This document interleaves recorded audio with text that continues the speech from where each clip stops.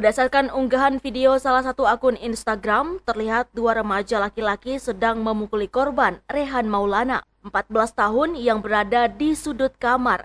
Kemudian dua orang santri menganiaya korban. Sebagaimana diketahui, korban pemukulan Rehan Maulana merupakan anak yatim, warga Kecamatan Mutiara Timur, Kabupaten Pidi. Ia mondok sebagai santri di Daya Darus Sa'dah.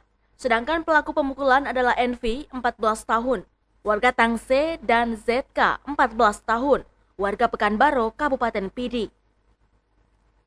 Menanggapi hal tersebut, Sekjen Yayasan Daya Darus Sa'dah Tengku Junaidi yang akrab disapa Abati mengklarifikasi bahwa apapun bentuk kejahatan dan kekerasan di dayahnya tidak akan dibiarkan.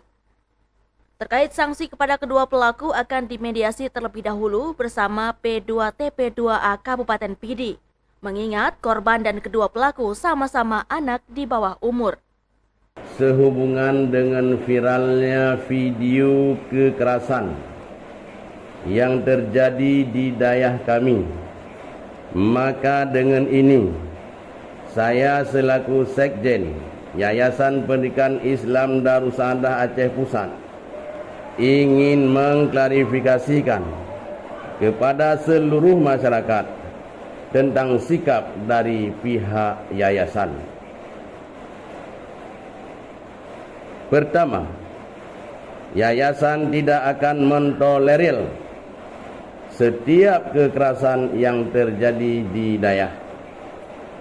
Dua, yayasan akan menindak tegas para pelaku atau pelanggar yang telah mencoreng nama baik Darus Sa'dah. 3. Sampai saat ini, aktivitas proses belajar mengajar di Darus Sa'dah dan sekolah masih berjalan normal seperti biasanya. Demikian klarifikasi ini kami sampaikan. Dari Pidi Jaya, Ismet melaporkan untuk Puja TV Aceh.